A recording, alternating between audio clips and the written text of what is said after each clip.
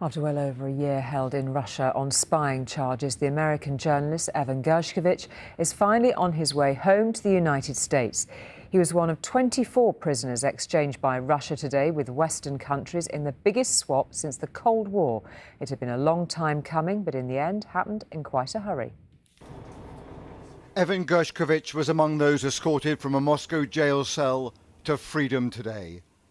Taken from a bus and onto a plane bound for Turkey. The Russians had branded him a spy, but it's widely believed the American journalist was just a pawn in a much bigger game the Kremlin was playing to get one of their agents out of a German prison. Also seen being escorted onto the plane was the former US Marine Paul Whelan, who had spent 6 years behind bars. In Ankara, the complex prisoner exchange took place. Hands shaken on the tarmac, the only visible part of a 7-nation deal involving the freeing of 24 people.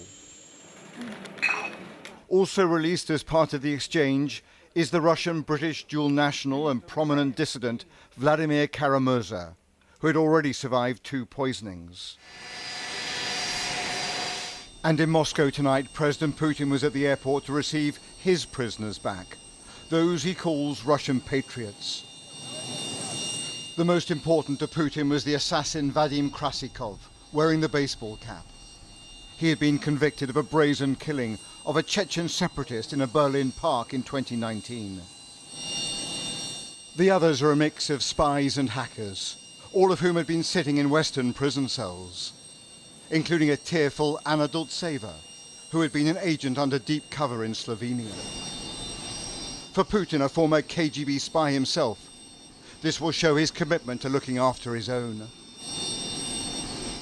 And as with all good deals, both sides are portraying this as a victory.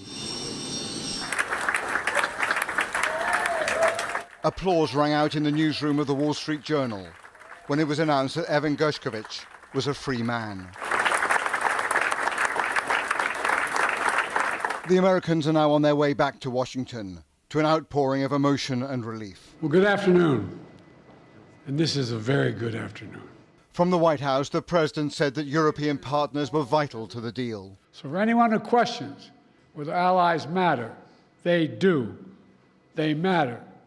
And today is a powerful example of why it's vital to have friends in this world. And the vice president is also seeking to gain some of the credit associated with bringing jailed Americans home.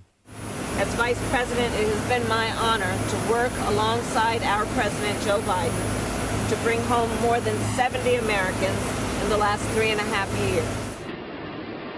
This was the largest, most complex prisoner swap for decades. And for President Biden, it's a major personal boost after a devastating month in which he was forced to abandon his dream of a second term in the White House. Robert Moore, News at 10, Washington.